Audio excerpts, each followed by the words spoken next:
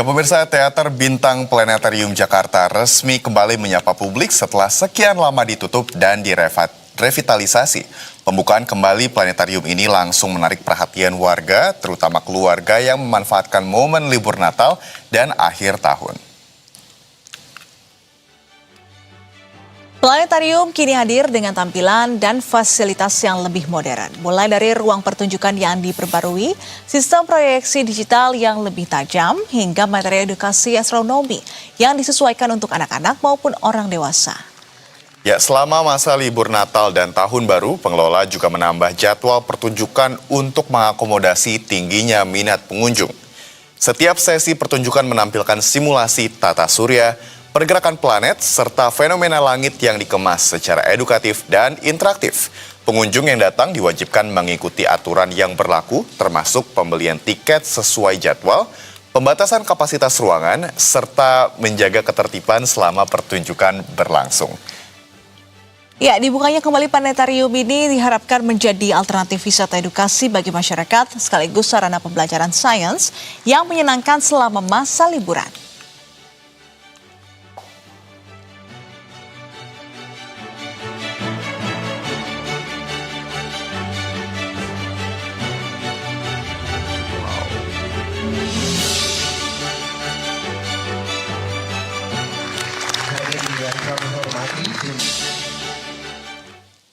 Dan pemirsa, untuk mengetahui keseruan di planetarium di momen libur Nataru ini, kita tanyakan pada jurnalis Monik Safira dan juru kamera Farisa Elfandini langsung di Taman Ismail Marzuki, Jakarta.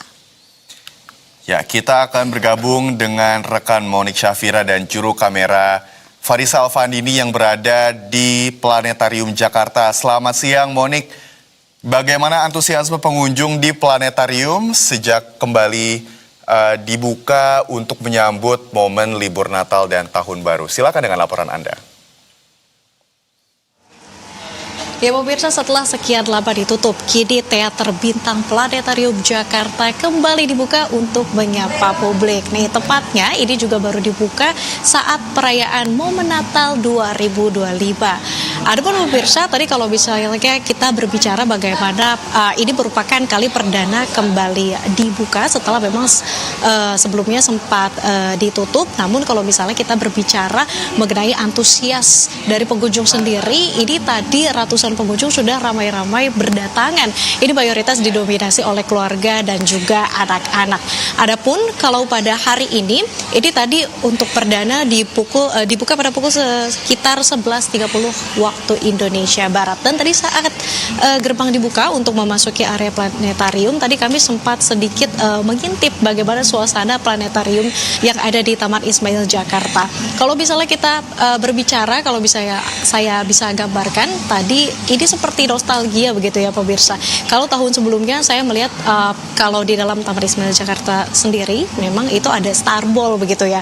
Jadi kita melihat ada beberapa proyektor kalau pada tahun-tahun sebelumnya. Tapi kalau yang berbeda dengan tahun ini diketahui memang ada beberapa teknologi canggih yang telah disediakan.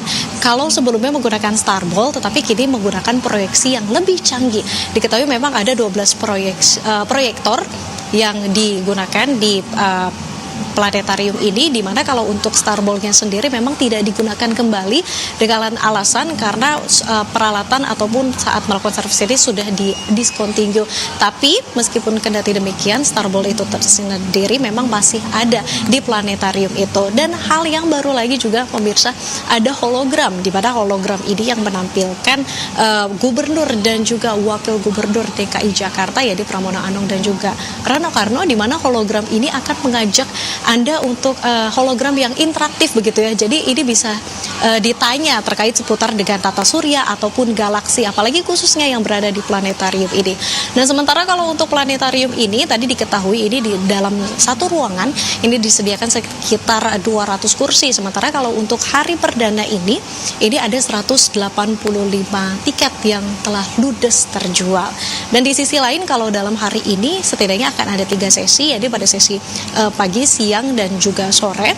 Dan diketahui juga kalau untuk tiket pelajar ini gratis selama 3 bulan, di mana hal ini juga sebelumnya sudah dikatakan oleh Gubernur DKI Jakarta sendiri, yakni Anung, kemudian kalau untuk tiket umum memang dikenakan sebesar Rp10.000. Jadi memang ini harganya cukup terjangkau dan sangat cocok untuk keluarga ataupun anak-anak ya, untuk sekedar menghabiskan waktu libur bersama keluarga, apalagi di momen perayaan Natal ini. Balik ke studio.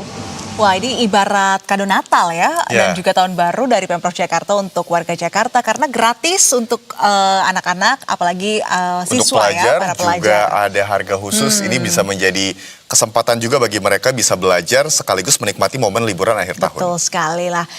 Monik, adakah jadwal khusus atau juga penyesuaian layanan selama periode libur Natal dan Tahun Baru di Planetarium ini?